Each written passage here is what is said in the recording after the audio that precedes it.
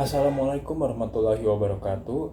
Perkenalkan, nama saya Muhammad Rifki Oktaviali dari kelas manajemen 2P. Di sini saya akan memaparkan sejarah, profil bisnis, analisis SWOT dari perusahaan PT Pindo Daily Pulp and Paper Mills. Sebelum ke materi utama, di sini saya akan menampilkan video selayang pandang dari PT Pindo Daily Pulp and Paper Mills. Selamat menonton.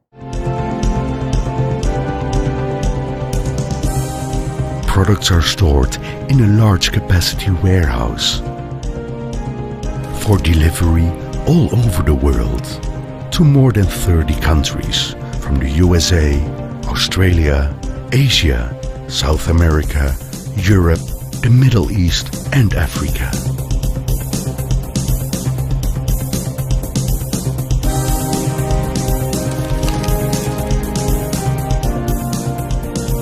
It proves that our quality has achieved international standards and passed quality management systems conform ISO 9001-2008 certification.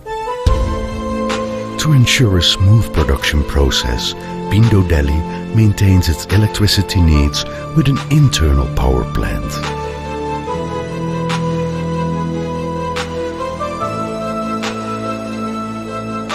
We also have an on-site waste treatment plant with a clean development mechanism, which reduces emissions and energy consumption according to ISO 14001-2004 environmental management systems, because it's our duty to preserve the environment.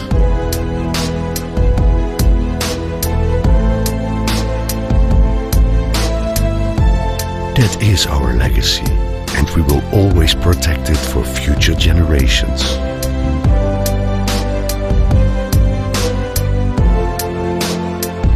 Because we are Pindo Delhi. Nah, setelah menyaksikan video selayang pandang tadi, di sini saya akan melanjutkan dimulai dari sejarah singkat perusahaan. PT Pindo Daily Pulp and Paper Mills berdiri pertama kali pada tahun 1976 dengan akte nomor 75 pada tanggal 31 Januari 1975 dengan notaris atas nama Didi Sujadi SH yang berlokasi di Desa Adiarsa, Karawang, Jawa Barat, berstatus penanaman modal dalam negeri. Awal berdirinya PT Pindo Daily ini diprakarsai oleh 4 orang yang berasal dari satu kota yang sama, yaitu di Sumatera Utara, lebih tepatnya kota Deli Serdang. 4 orang ini adalah Rudi Urianata, Supardi Gojadi, Hendrik Wibawa, dan Sanusi. Nama Pindo Daily itu sendiri memiliki makna Pindo yang artinya 4, yang ditunjukkan bahwa pendiri pertama perusahaan ini 4 orang, sedangkan Daily mencirikan daerah asal pendiri perusahaan itu. PT Pindo Daily Pulp and Paper Mills ini memiliki lokasi di 3 tempat. Yang pertama itu di Jalan Profesor Dr. Insinyur Sutami nomor 88, Kelurahan Adiarsa, Kecamatan Teluk Jambe, Kabupaten Karawang, Provinsi Jawa Barat, Indonesia, dengan luas sekitar 45 hektar yang disebut dengan PT Pindo Daily 1 atau Mil 1. Mil 1 ini didirikan pada tahun 1976, yang artinya Mil 1 ini dibuat pertama kali. Yang kedua, di Desa Kutamekar, BTB, Kecamatan Kelari, Kabupaten Karawang, Jawa Barat, Indonesia, dengan luas kurang lebih 450 hektar yang disebut dengan PT Pindo Daily Pulp and Papers 2 atau disebut juga dengan Mills 2. Yang ketiga, di Jalan Raya Minas Perawang, kilometer 26, Desa Pinang Sebatang, Kecamatan Tualang, Kabupaten Siak, Provinsi Riau, dengan luas 77,9 hektar yang disebut dengan PT Pindo Daily 3 atau Mills 3. Dilanjutkan dengan profil perusahaan. PT Pindo Daily Pulp and Paper Mills produk ini mengolah bahan baku yaitu pulp menjadi bahan beberapa macam jenis kertas, meliputi kertas printing dan kertas non-printing yang didistribusikan di Indonesia bahkan sampai ke luar negeri. Jenis kertas bervariasi mulai dari art paper, artboard, case coated, rice coated board, dan semacamnya. PT Pindo Daily Pulp and Paper Mills ini terkenal dengan produk andalannya, yaitu top quality dengan merek dagang bola dunia. Perusahaan ini merupakan salah satu pabrik penghasil kertas terbaik di Indonesia. Seiring dengan kemajuan zaman, perkembangan teknologi, kini PT Pindo Daily Pulp and Paper Mills ini bergabung dengan PT Grup Sinarmas di bawah naungan APP atau Asia Pulp and Paper. Kini PT Pindo Daily Pulp and Paper Mills ini tidak hanya memproduksi kertas saja, tetapi juga memproduksi tisu dan yang paling terbaru itu masker. PT Pindo Daily Pulp and Paper Mills ini mendapatkan pengakuan dunia internasional dengan meraih sertifikat ISO 9002 yang diperoleh pada tanggal 12 Juli 1996. ISO 9002 ini diberikan kepada perusahaan ini karena telah memenuhi quality management system yang bertaraf internasional. Selain itu, ISO 14001 diperoleh atas komitmennya terhadap lingkungan pada tanggal 14 Oktober di tahun 2000. Kedua sertifikat ISO ini diberikan SGS ICS UK, dan saat ini PT Pindo Daily Pulp and Paper Mills sedang berusaha meraih sertifikat ISO 14002. Perusahaan ini adalah perusahaan yang bergerak di bidang produksi dan penjualan kertas, box karton, dan produk sejenis lainnya di Indonesia.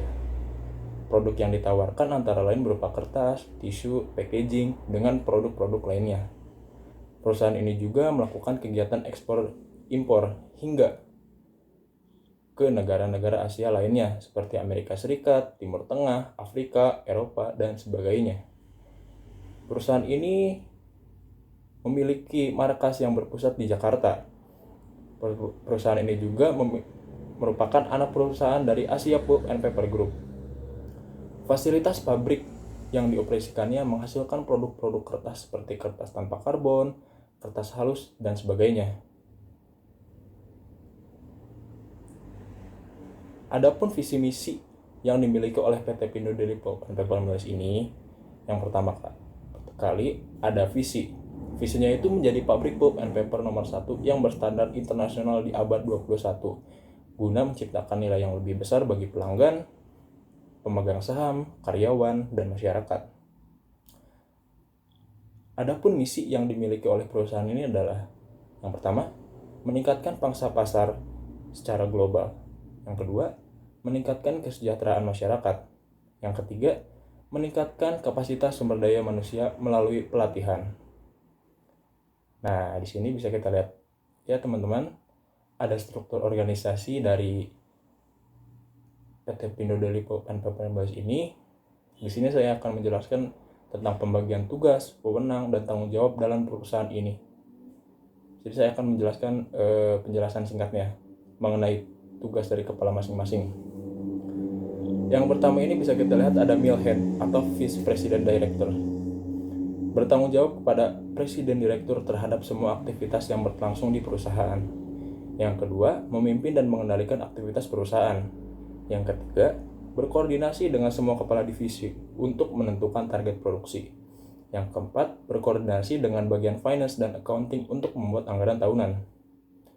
Yang kedua, ada President Office yang bertugas bertanggung jawab kepada mill head dalam hal penanganan sistem manajemen serta manajemen lingkungan. Yang kedua, menerapkan manajemen by Olympic System di perusahaan. Yang ketiga, menentukan dan menetapkan efisiensi perusahaan. President Office memiliki departemen-departemen, yaitu yang pertama ada MBOS atau Manajemen by Olympic System. Bertugas mendukung target yang ditentukan oleh President Office bagi manajemen perusahaan. Yang kedua, bertanggung jawab dalam merencanakan target-target manajemen dan divisi. Lalu selanjutnya ada QMS atau Quality Management System, melakukan pengawasan terhadap spesifikasi mutu sebagai penerimaan produk oleh pelanggan. Yang kedua, bertanggung jawab kepada President Office mengenai penanganan sistem manajemen mutu dalam perusahaan. Lalu yang ketiga ada EMS atau Environmental Management System, yang bertugas mengolah produk sampingan atau limbah semaksimal mungkin supaya ramah lingkungan dan tidak membahayakan masyarakat. Yang kedua, bertanggung jawab kepada Presiden Office dalam hal penanganan manajemen lingkungan perusahaan. Selanjutnya yang keempat ada BCEU atau Business Capability and Enhancement Unit. Bertanggung jawab dalam melakukan penomoran produk yang akan dipasarkan. Yang kedua, bertanggung jawab kepada Presiden Office dalam hal pelaksanaan efisiensi perusahaan. Yang kelima ada efisiensi dan insentif. Bertugas mengamati dan menghitung tingkat produktivitas dari tiap-tiap divisi. Yang kedua, menentukan penghargaan dan sanksi dari hasil penilaian yang dilakukan pada setiap divisi. Yang kedua, bertanggung jawab kepada Presiden Office dalam hal pelaksanaan efisiensi perusahaan. Selanjutnya ada job training.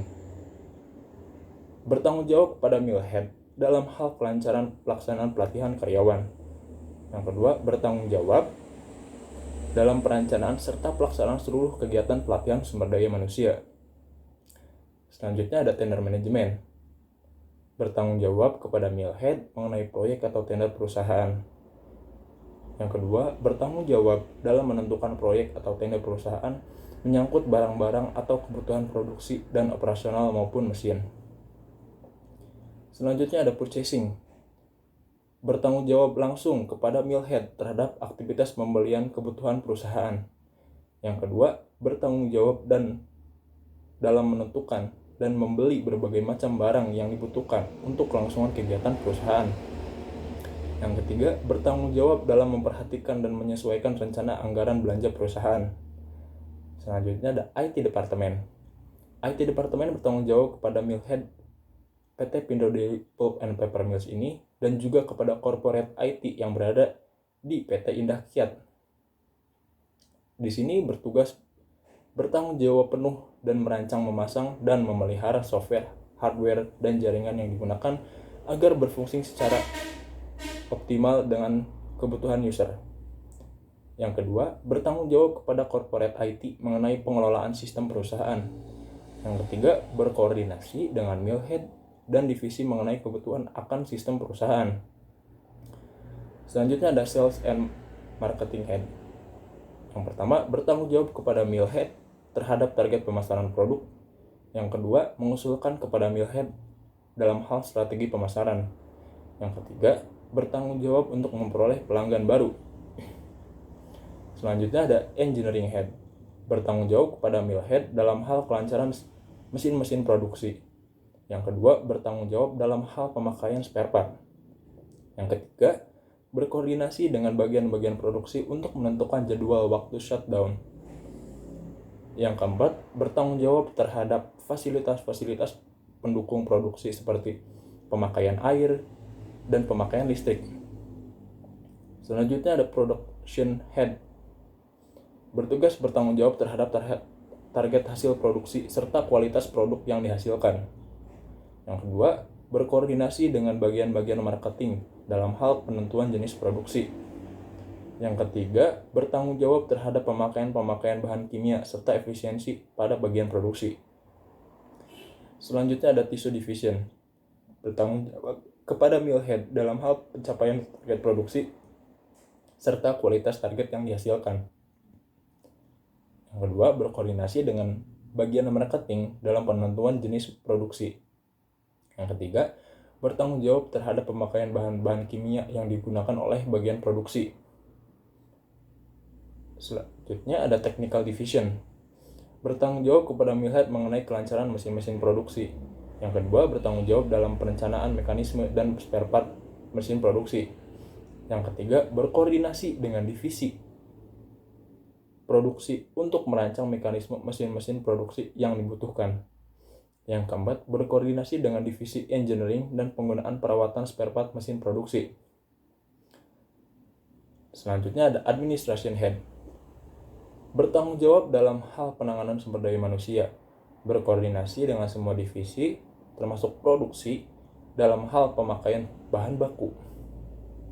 Yang ketiga ada bertanggung jawab terhadap pengiriman hasil produksi serta terhadap sarana dan prasarana yang ada di perusahaan. Yang keempat, bertanggung jawab dalam hal perjanjian baik untuk akte perusahaan, pajak, serta perizinan bagi tenaga kerja asing. Administration Head ini membawahi 2 unit khusus, yaitu ada Administration A dan Administration B. Administration A ini bertugas dalam merekrut karyawan baru, memberikan pelatihan bagi karyawan baru, membuat perencanaan karyawan, mengurus perjanjian, menentukan sistem karyawan, dan juga memeriksakan kegiatan operasional yang menyangkut masalah keamanan. Selanjutnya ada Administration B.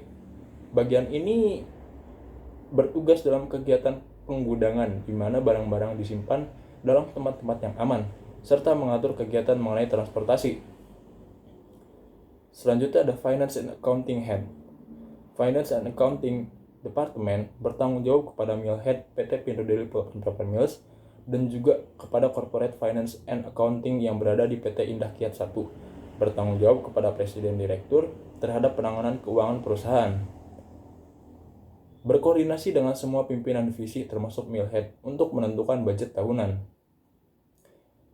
Yang kedua, bertanggung jawab kepada Corporate Finance and Accounting mengenai pengelolaan keuangan perusahaan. Yang terakhir ada memeriksa dan mengawasi laporan keuangan perusahaan. Nah, selesai sudah kita membahas tentang struktur organisasi dari PT Pindo Daily Pulp and Paper Mills ini. Selanjutnya kita akan membahas tentang BMC atau Business Model Canvas dari PT Pindo Daily Pulp and Paper Mills ini.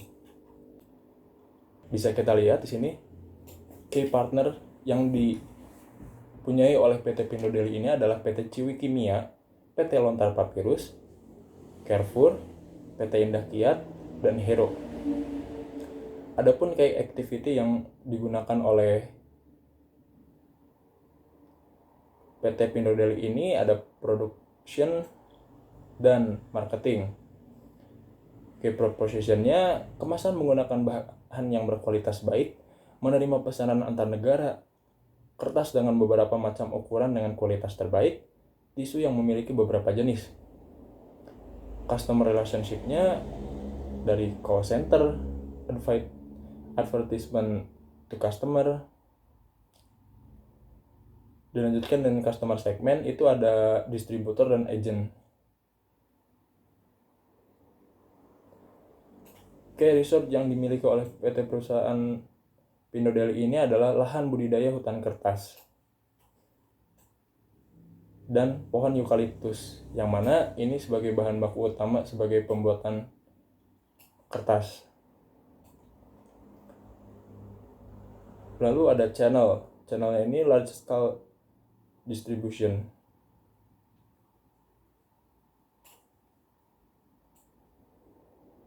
Lalu di sini ada cost structure, ada marketing, distribution, packaging, dan promotion. Lalu di sini ada revenue stream, ada selling. Nah, selesai sudah kita membahas bisnis model canvas. Selanjutnya kita akan membahas penerapan aktivitas bisnis internasional dari PT Pindo Daily Pulp and Paper Mills ini. PT Pindo Daily Pulp and Paper Mills juga mengekspor produk ke luar negeri. Persaingannya bersifat antar negara. Sebagai contoh, mengekspor produk ke USA. Maka ia bersaing dengan perusahaan yang ada di USA saja. Produk dari USA ini tidak masuk ke Indonesia karena adanya kebijakan dari pemerintah Indonesia. Misalnya sistem perpajakan dari pemerintah Indonesia yang mengenakan pajak tinggi terhadap perusahaan atau produk luar negeri yang masuk ke Indonesia. Hal ini membuat produsen dari luar negeri enggan masuk ke Indonesia. Hal ini pula yang menjadi keuntungan bagi PT Pindo Daily Pulp and Paper Mills untuk menguasai pangsa pasar di Indonesia. Adanya kerjasama yang kuat dengan beberapa perusahaan kertas di Indonesia, antara lain seperti PT Indah Kiat Pulp and Paper, PT Ciwi Kimia, PT Lontar Papyrus, yang merupakan sister company dari PT Pindo Daily Pulp and Paper Mills.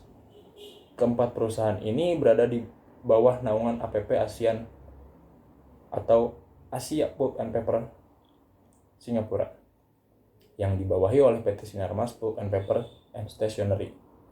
Berdasarkan hal di atas, maka dapat disimpulkan bahwa PT Pindad Pulp and Paper Mills memiliki posisi yang kuat untuk menghadapi persaingan di industri kertas ini. Nah, selanjutnya kita akan masuk ke analisis SWOT dari PT Pindad Pulp and Paper Mills ini.